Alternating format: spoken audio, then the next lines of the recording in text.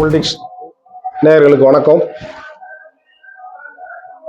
நம்ம இன்றைய காணொளி தமிழக அரசினுடைய இறுதி கட்டத்தை எட்டியிருக்கு. தேர்தலுக்கு முந்தைய ஒரு சில மாசம் கூட சொல்ல முடியாது, 2 மாசம் தான் இருக்கு. இந்த நேரத்தில் தமிழகம் முழுவதும் பல்வேறு தரப்புகள்ல இருந்து போராட்டம் நடக்குது. அந்த போராட்டம் கடந்த 2021 தேர்தல் சமயத்துல இப்போ ஆட்சியில அதிகாரத்தில் இருக்கக்கூடிய திமுக கட்சி நாங்க அதிகாரத்துக்கு வந்தா என்னென்ன செய்வோம்னு சொல்லி கிட்டத்தட்ட 500க்கும் மேல உள்ள வாக்குறுதிகளை கொடுத்து ஆட்சிக்கு வந்தது. அதையெல்லாம் நம்பி மக்கள் வாக்களிச்சாங்க. ஆனா அதுல நிறைவேற்றப்படாத வாக்குறுதிகள் அதிகம் இருக்கு, நிறைவேற்றிய வாக்குறுதிகள் கொஞ்சமா இருக்கு. சில சொல்லப்படாத வாக்குறுதிகளையும் நிறைவேற்றி இருக்கோம் அப்படின்னு சொல்றாங்க, அது வாஸ்தவம் தான்.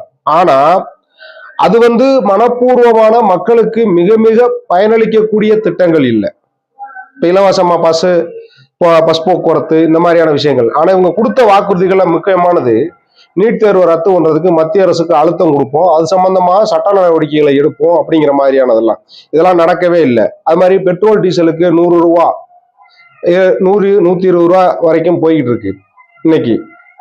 அதுல நாங்க தமிழக அரசு குறிப்பிட்ட அளவுக்கு விலையை குறைச்சு நாங்க விற்பனை செய்ய நடவடிக்கை எடுப்போம்னு சொன்னாங்க. அந்த மாதிரி இல்லை. அது மாதிரி சிலிண்டருக்கு 100 ரூபா குறைப்போம் அப்படின்னு சொன்னாங்க. இந்த மாதிரி விஷயங்கள்லாம் ஜனங்கள் மறந்திருக்கிறார்கள் அப்படின்னு இந்த திமுக அரசு நினைக்குது.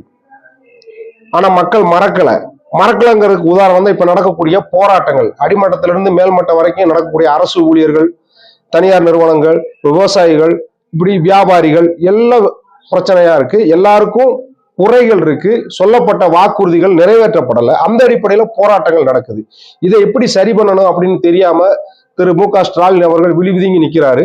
இந்த சமயத்துல ஒவ்வொரு மாவட்டமா போய் வளர்ச்சி திட்டங்களை தொடங்கி வைக்கிறோம், ஏற்கனவே நிறைவேற்றப்பட்ட திட்டங்களை மக்களுக்கு கொடுக்குறோம் அப்படிங்கிற பேர்ல மாவட்ட வாரியா சுற்றுப்பயணம் செய்யறாரு. ஆனா இதெல்லாம் வெறும் வெற்று அறிவிப்புகள் தான், சின்ன பிள்ளைக்கு கூட தெரியும். ஏன்னா ஆட்சியருடைய இறுதி கட்டத்தில் இருக்கக்கூடிய ஒரு அரசா, ஒரு நிர்வாகத்தால கொடுக்கப்பட்ட வாக்குறுதிகளை நிறைவேற்றுவதற்கு கால அவகாசம் கிடையாது.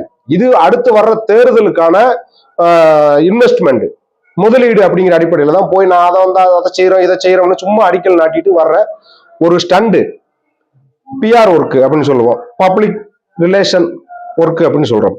இந்த வேலைகளை தான் இப்ப ஸ்டாலின் முழு மூச்சா செய்துகிட்டு வராரு. அந்த அடிப்படையில தான் ஒவ்வொரு பகுதியா போய் மகளிர் அணி மண்டல மாநாடு, இளைஞர் அணி மண்டல மாநாடுன்னு தெற்கு வடக்கு கிழக்கு மேற்குன்னு பிரிச்சு 4-5 மாவட்டங்களுக்கு ஒரு மாநாடுகளை நடத்தி கட்சியினுடைய செயல்பாடுகளை துரிதப்படுத்துறாங்க. இந்த மாதிரியான வேலைகளை செய்வதென்பது பொதுமக்களை, தன்னை நம்பி வாக்களித்தவர்களை ஏமாற்றுவதற்கு சமம். அப்படிதான் செய்யறாங்க. சொல்ல போனா கொடுக்கப்பட்ட வாக்குறுதிகள்ல நிறைவேற்றப்படாத வாக்குறுதிகள் தான் அதிகமா இருக்கு. கிட்டத்தட்ட 85% வாக்குறுதிகள் நிறைவேற்றப்படலைங்கிறதா நம்ம பார்வையில இருக்கு. அதுல முக்கியமா சட்டம் ஒழுங்கு பிரச்சனை, அதுதான் ரொம்ப கடுமையா பாதிக்கப்பட்டிருக்கு. உதாரணத்துக்கு இப்போ சமீபத்துல சென்னை நந்தனம் அரசு கல்லூரியில அந்த கேண்டீன்ல வேலை செய்து கொண்டிருந்த இளம்பெண், 20 வயசுள்ள ஒரு இளம்பெண், அங்க இருக்கக்கூடிய அந்த கேண்டீன் உரிமையாளர், அவங்க இருக்கக்கூடிய உதவியாளர்களால பாலியல் வன்புணர்வு செய்யப்பட்டிருக்கிறார். இது சம்பந்தமா இப்ப போலீஸ் நடவடிக்கை எடுத்துக்கிட்டு இருக்கு, ஒரு சிலரை கைது பண்ணியிருக்கு. அதே மாதிரிதான் சென்னையில தமிழ்நாட்டுக்கு ஒரு பெரிய சிறப்பு இருக்குன்னா வந்தாரை வாழ வைக்கும் தமிழ்நாடுன்னு சொல்லி ஒரு பழைய ஒரு இது இருக்கு. அந்த அடிப்படையில பீகார்ல இருந்து குடும்பத்தோட பஞ்சம் பிழைக்க வந்த ஒரு பீகார் குடும்பத்தை 3 பேர், மொத்தமே 3 பேர் தான், 2 வயசு குழந்தை, கணவன், மனைவி, இந்த 3 பேரையும் அவங்க மாநிலத்தை சேர்ந்த பீகாரிகளே. ஆனா நடந்த சம்பவம் சென்னையில, தமிழ்நாட்டுல வன்புணர்வு செஞ்சு கொன்னு கோணிப்பைகள் அவங்க பிணத்தை அடைச்சு குப்பமேடு, பெருங்குடி குப்பமேட்லயும் ரயில்வே ஸ்டேஷன்கள்லயும் போட்டுட்டு போனதை நம்ம பார்த்தோம். இது சம்பந்தமா போலீஸ் தேடி நடவடிக்கை எடுத்துக்கிட்டு இருக்கு. ஆனா இது எதை நமக்கு சொல்லுது அப்படின்னா, காவல்துறையினுடைய செயல்பாடு குற்றவாளிகளுக்கு பயத்தை ஏற்படுத்தல. அதாவது குற்றங்கள் நடந்த பிறகுதான் காவல்துறையாளர் நடவடிக்கை எடுக்க முடியும். ஆனா சில விஷயங்களை குற்றங்கள் நடப்பதற்கு முன்பே தடுக்க முடியும். அந்த அடிப்படையில தான் போதைப் பொருள் புழக்கத்தை கட்டுப்படுத்தினாலே குற்றங்கள் பெருமளவு குறையும் அப்படின்னு நிபுணர்கள் சொல்றாங்க. இது ஏற்கனவே ஓய்வு அரசு நிர்வாகத்திலிருந்து ஓய்வு பெற்ற காவல் அதிகாரிகள், அது மாதிரி ஐஏஎஸ் அதிகாரிகள் எல்லாம் சொல்றாங்க, நிபுணர்கள் சொல்றாங்க. ஆனா இந்த அரசு அதை விட்டுட்டு தும்ப விட்டு வாழ பிடிச்ச கிடையா. சம்பவம் நடந்ததுக்கு அப்புறம் நடவடிக்கை எடுக்கிறாங்க, குற்றவாளிகளை கைது பண்றாங்க. அப்படியே கைது செய்யப்பட்ட குற்றவாளிகளுக்கு தண்டனை வாங்கி தர்றதுக்கு முழுமூச்சா ஆதாரங்களை திரட்டி நீதிமன்றத்துல சமர்ப்பிச்சு இந்த குற்றவாளிகளுக்கு கடுமையான தண்டனை வாங்கி தர முடியுதானா? இல்ல. அத்திபூத்தாப்புல ஏதோ ஒரு சில விஷயங்கள்ல நீதிமன்றம் தாமா முன் வந்து கடுமையான நடவடிக்கைகளை எடுத்து அரசுக்கு உத்தரவுகளை போட்டு கிடுக்கிப்பிடி போறதுனால சில வழக்குகள்ல குற்றம் சாட்டப்படுறவர்களுக்கு தண்டனை விதிக்கப்பட்டிருக்கே தவிர பெரும்பான்மையான வழக்குகள்ல குற்றப்பத்திரிகை கூட தாக்கல் செய்யப்பட முடியாம காவல்துறை திணறுது. என்ன காரணம்? காவல்துறைங்கிறது சுதந்திரமா அவங்களுடைய நிர்வாக வேலைகளை செய்யறதுக்கு அனுமதிக்கப்படணும். ஆனா இன்னைக்கு காவல்துறை என்ன இருக்கு? திமுக கட்சிக்காரர்களுடைய கட்டுப்பாட்டுல இருக்கு. ஒரு எம்எல்ஏவை, ஒரு எம்பிஎல், ஒரு அமைச்சரை, ஒரு மாவட்ட செயலாளரை மீறி ஒரு காவல்துறை நிர்வாகத்தில் இருக்கக்கூடிய அதிகாரிகள் செயல்பட முடியாத சூழ்நிலை இருக்கு. அவங்க கைகள் கட்டப்பட்டிருக்கு. சட்டத்தை நிலைநாட்டுவதற்கு, சட்டத்தை செயல்படுத்துவதற்கு அவங்களுக்கு உரிமை இல்லை. அவங்க என்ன செய்யறாங்கன்னா, ஆளுங்கட்சிக்காரர்களுக்கு, ஆளுங்கட்சியில் அமைச்சர்களா இருக்கிறவருக்கு சேவகம் செய்யக்கூடிய ஏவல் படையா மாத்தி வச்சிருக்காங்க. அதனாலதான் குற்றவாளிகளுக்கு குளிர் விட்டு போச்சு. அந்த அடிப்படையில தான் இப்ப இந்த குற்றங்கள், கொலைகள், கற்பழிப்புகள் நடக்குது. அது மாதிரிதான் கடலூர்ல பன்ருட்டியில ஒரு முந்திரி வியாபாரிய சொந்த மருமகளே கூலிப்படையை வச்சு கொள்ற அளவுக்கு நிலைமை போயிருக்கு. இதுக்கெல்லாம் எங்க இருந்து தைரியம் வருது அப்படின்னா, கேசு பதிவு பண்ணுவாங்க, ஒரு 14 நாள் ரிமாண்ட் பண்ணுவாங்க, நம்ம ஜாமீன்ல வந்துடலாம், மிச்ச வாழ்க்கையை நம்ம ஜாமீன்லயே வழக்கு நடக்கக்கூடிய காலகட்டத்தை இது வச்சு நம்ம வாழ்ந்து முடிச்சிடலாங்கிற அசட்டுத்தனம், அசட்டு நம்பிக்கை, உருட்டு தைரியம்னு சொல்லுவோம் நம்ம பகுதியில். அந்த நம்பிக்கையில் இருக்கிறனால அப்ப இதுக்கு என்ன காரணம்னா, கைது செய்யப்பட்ட குற்றவாளிகளுக்கு சம்பந்தமான ஆதாரங்களை திரட்டி கொலைக்கு அவர்கள் காரணமா இருந்தாங்கிற எவிடன்ஸ்களை நீதிமன்றத்தில் சமர்ப்பிச்சு தண்டனை வாங்கி தர்றதுல அவங்க போலீஸ்காரர்கள் காட்டக்கூடிய, அதாவது காவல்துறை காட்டக்கூடிய சுணக்கம், அதுதான் இந்த குற்றவாளிகளுக்கு ஊக்க மருந்தா இருக்கு. அதுதான் உண்மை. அது மாதிரிதான் அண்ணா பல்கலைக்கழகத்துல மாணவி பாலியல் வன்கொடுமை செய்யப்பட்டது. கோயம்புத்தூர்ல ஒரு கல்லூரி மாணவி சமூக விரோதி, மதுரையை சேர்ந்த சமூக விரோதிகளால் பாலியல் வன்கொடுமை செய்யப்பட்டது. இப்படி அடுக்கிக்கிட்டே போகலாம். காரணம் என்னன்னா, திமுக ஆட்சி 2021 வந்ததுக்கு அப்புறம் போதைப் பொருள் பழக்கம் அதிகரிச்சிருக்கு. அதுக்கு காரணம் என்னன்னா, அடிமட்டத்தில் இருக்கக்கூடிய கட்சிக்காரர்களா இருக்கக்கூடியவர்கள் தான் இந்த போதைப் பொருள் வியாபாரத்தோட சங்கிலி தொடர்பு கண்ணிகளா இருக்கிறாங்க. அதனால காவல்துறை அவங்க மேல நடவடிக்கை எடுக்கிறது தாமதப்படுத்துது அல்லது கண்டுக்காம கண்ணடைச்சு விடுது. அந்த தைரியத்துலதான் இந்த போதைப் பொருள் தமிழ்நாடு முழுவதும் விநியோகிக்கப்படுது. அந்த போதைப் பொருளுடைய செயல்பாட்டாலதான் மிக மோசமான தரக்குறைவான குற்ற செயல்கள் தமிழகத்துல தொடர்ந்து நடக்குது. நீங்க எத்தனையோ நலத்திட்டங்களை செயல்படுத்திருக்கலாம். பெண்களுக்கான உதவித்தொகை, பெண்களுக்கான அந்த இது இந்த இதுன்னு பல பெயர்கள்ல, தாய் மாணவர் திட்டம், அந்த திட்டம், இந்த திட்டம்னு. ஆனா அடிப்படையில ஒரு பெண்மணி தமிழகத்துல தனியா நடமாட முடியாது. அப்படி நடமாடனா அவங்க உயிருக்கும் உத்தரவாதத்துக்கும் உடைமைக்கும் உத்தரவாதம் கிடையாது. அவங்க நிம்மதியா வீட்டுக்கு திரும்பி போய் சேருவாங்கிறதுக்கு எந்த விதமான ஷூரிட்டியும் இந்த தமிழக அரசாலையோ அல்ல தமிழக அரசு காவல்துறை கையில வச்சிருக்கக்கூடிய முதலமைச்சராலையோ கொடுக்க முடியாது. அதுதான் தொடர்ச்சியா நடக்குது. இப்ப சமீபத்துல கரூர்ல கிருஷ்ணராயபுரங்கிற ஊர்ல கல்குவாரி சம்பந்தமான விஷயம் நமக்கெல்லாம் தெரியும். நியூஸ் தமிழ்னு ஒரு செய்தி சேனல் இருக்கு. அந்த செய்தி சேனல் இருந்து அங்க அளவுக்கு அதிகமா சட்டவிரோதமா அனுமதிக்கப்பட்ட அளவை விட கற்கள் வெளிமாநிலத்துக்கு கடத்தி செல்லப்படுதுன்னு செய்தி சேகரிக்க போன அந்த செய்தியாளரையும் கேமராமேனையும் அந்த தொகுதி எம்எல்ஏவா, சிறகன் தொகுதி எம்எல்ஏவா இருக்கக்கூடிய பழனியாண்டி அவங்களுக்கு அவரோட குண்டர்களை வைத்து பப்ளிக்கா அடிச்சு மண்டையா உடைச்சு ரத்த காயத்தை ஏற்படுத்தி கடத்திட்டு போய் வச்சு மிரட்டுற அளவுக்கு சூழ்நிலை போயிருக்கு. அது இதெல்லாம் எதை காட்டுதுன்னா, காவல்துறையை முதலமைச்சர் கையில வச்சிருக்கிறாரு. முதலமைச்சரோட தொடர்ந்து எம்எல்ஏக்களும் கையில வச்சிருக்கிறாங்க, அமைச்சர்களும் கையில வச்சிருக்காங்க. அப்ப அதிகாரிகளுக்கு கொடுக்கப்படல. அதிகாரிகள்ங்கிறதே அதிகாரத்தை செயல்படுத்துவர்கள் அப்படிங்கிறதுதான்.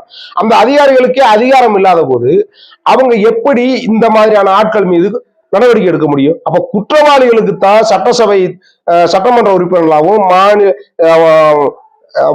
எம்பிக்களாகவும் பதவிக்கு வர்றதுக்கு இந்த திமுக அரசு வழிவகை செஞ்சிருக்கு. அதாவது அதிகமான வழக்குகள்ல குற்றவாளியா இருக்கவர்களும் அதிகமான பதவிக்கு வர்றாங்க. அதுதான் தகுதியா நிச்சயிக்கப்படுது. ஒண்ணு அதிகமான பணத்தை வைத்திருக்கணும், அல்லது அதிகமான குற்றச்செயல்களில் ஈடுபட்டு அந்த குற்ற செயல்களுடைய அடிப்படையில பாப்புலாரிட்டியில் இருக்கணும். அப்போதான் அவருக்கு கட்சி பதவி, அரசு பதவி வழங்கப்படும். இதுதான் திமுக இன்னைக்கு கட்சிக்காரர்களுக்கு பதவி வழங்க வச்சிருக்கிற அளவுகோலா இருக்கு. இப்படித்தான் போய்கிட்டு இருக்கு. அது மாதிரி தெரியுமில்ல, திருச்சி மணப்பாறை தொகுதி எம்எல்ஏவா இருக்கக்கூடிய ஒரு நபர் பல்கலைக்கழகமே நடத்துறாங்க, தனியார் பல்கலைக்கழகம், நிகர்நிலை பல்கலைக்கழகம். அந்த அவங்களுக்கு சொந்தமான ஆஸ்பத்திரியில் கிட்னி திருட்டு நடக்குது. அதுக்கு எம்எல்ஏவே உடந்த அந்த எம்எல்ஏவே நேரடியா பேசின காணொலிகள் எல்லாம் வைரல் ஆச்சு சமூக ஊடகங்கள்ல. அந்த எம்எல்ஏ மீது என்ன நடவடிக்கை எடுக்கப்பட்டிருக்கு போகட்டும். அந்த எம்எல்ஏவுக்கு நேரடி தொடர்பு இல்லை, அவங்க குடும்பத்தை சேர்ந்தவங்க நடத்துறாங்கன்னு வச்சுக்கிடுவோம். அவங்க மேல என்ன நடவடிக்கை, கைது நடவடிக்கை எடுக்கப்பட்டிருக்கு? அந்த கிட்னி திருடர்களுக்கு எந்த விதமான சட்ட நடவடிக்கை எடுக்கப்பட்டிருக்கு அவங்களுக்கு எதிராக போகட்டும். அந்த சட்டவிரோதமா கிட்னியை திருடி டிரான்ஸ்பிளான்டேஷன் செய்து விற்பனை செய்த அந்த மருத்துவமனைக்கு என்ன செய்யப்பட்டிருக்கு? அந்த மருத்துவமனை அடைச்சு பூட்டப்பட்டிருக்கா, லாக் அவுட் செய்யப்பட்டிருக்கா, சீல் பண்ணப்பட்டிருக்கா? அந்த மருத்துவமனைக்கான அங்கீகாரத்தை ரத்து பண்ணிருக்கு அந்த தமிழக அரசு. 19 ஒரு ஜிஓ பாஸ் ஆகிருக்கு. அது உப்புக்கும் என்ன சொல்லுவாங்க, சுண்ணாம்புக்கும் கொள்ளாது அப்படின்னு சொல்லுவாங்க. ஒரு பிரயோஜனம் இல்ல அந்த உத்தரவுனால. பர்டிகுலரா அந்த குற்றத்தில் ஈடுபட்ட மருத்துவமனையவே சீல் பண்ணியிருக்கணும். அடுத்து தொடர்ந்து நடக்கக்கூடாதுங்க. அந்த டாக்டர்களுடைய பட்டத்தை கேன்சல் செஞ்சிருக்கணும், ரத்து செஞ்சிருக்கணும். மருத்துவர்களுடைய பட்டத்தை, மருத்துவங்கிற உரிமையை அவங்க செயல்படுத்துறதுக்கு அனுமதிச்சிருக்க கூடாது. எதையுமே செய்யல. அப்போ ஆளுங்கட்சிக்காரர்கள் செய்யறதுதான் தமிழகத்துல சட்டம் ஒழுங்கா இருக்கு. அவங்க நினைக்கிறது தான் செயல்பாடா இருக்கு. அதுதான் கடந்த 5 ஆண்டுகளா திமுக அரசு தமிழ்நாட்டில் நடத்தி வரக்கூடிய மக்கள் ஜனநாயக அரசு. அதுலயும் மேடை கிடைச்சா ஸ்டாலின் அவர்கள் பேசுறதுக்கு எல்லையே இல்லாம போய்கிட்டு இருக்கு. அவரு என்னமோ மீட்பர் மாதிரி பேசுறாரு. ஆனா உண்மையில அடிமட்டத்துல பாத்தீங்கன்னா எல்லா தரப்பு மக்களுக்கும் இந்த அரசு மீது வெறுப்பு இருக்கு, மனஸ்தாபம் இருக்கு. அது மட்டும் இல்ல, இந்த சம்பந்தப்பட்ட இந்த பழனியாண்டி எம்எல்ஏ கையில இருந்து கட்சி நிதிங்கிற பேர்ல 51 லட்சம் ரூபாய் வாங்கியிருக்கிறாரு. இந்த 51 லட்சம் ரூபாய் எந்த வழியில வந்தது? இந்த சட்டவிரோத கல்குவாரில இருந்து மாஃபியாக்கள் மூலமா பெறப்பட்ட பணம். அந்த பணத்துலதான் இவர் கட்சி நிதி கொடுத்திருக்காரு. அந்த பாவ பணத்தினுடைய பங்கத்தான் மு.க. ஸ்டாலின் வாங்கி இருக்காரு. அதைத்தான் அடுத்த தேர்தலுக்கு செலவு பண்ணுவாரு. எப்படி? வீட்டை இடிச்சிடுறது, வீட்டை இடிச்சிட்டு அந்த வீட்டுக்கு நிதியுதவியும் தர்றது. அதாவது நாங்களே காலி பண்ணிடுவோம், நாங்களே செய்து கொடுப்போம். அந்த அனுதாபத்துல வாக்குகளை வாங்கி நாங்க தொடர்ந்து ஆட்சி அதிகாரத்துக்கு வருவோம் அப்படிங்கிறதுதான் திமுக அரசனுடைய, திமுக தலைவருடைய திட்டமா இருக்கு. இதெல்லாம் கண்டிக்க வேண்டிய முதலமைச்சர் அதை பத்தி வாயே திறக்கல. அவர் சும்மா அதிமுகவுக்கு எதிராக வெறும் குற்றச்சாட்டுகளை வச்சுக்கிட்டே போறாரு. அதிமுக குற்றம் செய்தது அவர்கள் ஆட்சி நிர்வாகம் நடைமுறை சரியில்லை, அவர்கள் மாநிலத்தை நிர்வகிக்க தகுதியற்றவர்கள் அப்படிங்கிற அடிப்படையில தான் கடந்த 2021 ஜெயலலிதா மறைவுக்கு பிறகு உங்களுக்கு மக்கள் வாக்களிச்சாங்க. நீங்க இன்னைக்கும் அந்த அதிமுக குற்றம் சொல்றீங்க. இந்த 5 வருஷமா ஏன் நீங்க அதை சரி செய்யல? உங்களுக்கு கிடைச்ச வாய்ப்பை பயன்படுத்தி அதிமுகவினர் செய்த தவறுகளை சரி செஞ்சிருக்கணும். அவர்கள் செய்யாமல் விட்ட நல்ல திட்டங்களை நடைமுறைப்படுத்திருக்கணும். நீங்க என்ன செஞ்சிருக்கீங்க? இன்னமும் குற்றம் சொல்லிக்கிட்டு இருக்கீங்க. இது கேட்டு கேட்டு புளிச்சு போன அவர் சொன்ன மாதிரி வாரிசு அரசியலை பத்தி அவர் சொன்ன மாதிரி நேத்தைக்கு ஒரு விழாவில் பங்கெடுத்து சொல்றாரு. வாரிசு அரசியலை பத்தி நீங்க இது இத்து போன குற்றச்சாட்டு, அதை பத்தி நான் ஏற்கனவே பதில் சொல்லியாச்சுன்ன மாதிரி இவர் இத்து போன விஷயங்களை தான் இவரும் பேசுறாரு. அதிமுகவை குறை சொல்வதுதான் அரசியல் அப்படின்னு அவர் நினைச்சுக்கிட்டு இருக்காரு. அப்படி இல்ல, மக்கள் தேவையை உணர்ந்து, மக்களுடைய அடிப்படை விஷயங்களை உணர்ந்து, அவர்களுக்கு என்ன தேவைங்கிறத புரிஞ்சு அதுக்கு தகுந்த திட்டங்களை செயல்படுத்தின தவிர உலக நாடுகள்ல பூரா, உலக வங்கிகள்ல இருக்கிற வங்கிகள்ல பூரா கடனை வாங்கி அதை பிரிச்சு கொடுக்கறது இல்லை. பிரிச்சு கொடுத்தாச்சுன்னா வேலை முடிஞ்சா நீங்க செஞ்சது நலத்திட்டம் ஆயிருமா? அது 2 நாளைக்கு தமிழருக்கு நீங்க கொடுத்த 3000மோ 1000மோ அதை வச்சு ஒரு குடும்பம் வாழ முடியுமா? நிரந்தரமான வளர்ச்சிக்கு, அந்த குடும்பம் முன்னேற்றத்துக்கு தேவையான திட்டங்களை செயல்படுத்தணும், வீட்டுக்கு ஒருவருக்கு வேலை கொடுக்குற மாதிரியான நாட்டை முன்னேற்றணும். அப்படிங்கிறது தானே ஒரு நல்ல அரசுக்கு அழகு. அப்படி சொல்லித்தானே நீங்க ஆட்சிக்கு வர்றீங்க. அப்ப இதுல இருந்து என்ன தெரியுதுன்னா, கடந்த 5 வருட ஆட்சியில கிட்டத்தட்ட இப்பவும் சொல்றாரு நேரு, எங்களுக்கு 45% மக்கள் ஆதரவா இருக்காங்க. இந்தியா டுடே சி வாட்டர் கருத்து கணிப்புல எங்களுக்கு சொல்லியிருக்கு 45% பேர் ஆதரவா இருக்கும் போது பாக்கி இருக்கிற 55% பேர் எதிரா இருக்காங்கிறத இவர் சொல்ல மறக்கிறாரு. அதுதான் யதார்த்தமான கள நிலவரம். 45% பேர் உங்களை ஆதரிக்கிறார்கள் என்றால் 55% பேர் உங்களை எதிர்க்கிறார்கள். 55% பெருசா 45% பெருசா? உங்களை ஆதரிப்பவர்களோட 10% பேர் உங்களை எதிர்க்கிறார்கள். அந்த வாக்குகள் பல்வேறு கட்சிகளுக்கு சிதறி போனனால அந்த கேப்ல நீங்க கெடா வெட்டி ஆட்சிக்கு வர்றீங்க. அதுதான் உண்மை. உங்களை வெறுப்பவர்கள் தான் மாநிலத்தில் அதிகம் என்பதை இந்தியா டுடே சி ஓட்டர் கருத்து கணிப்பு வெளிப்படுத்தி இருக்கு.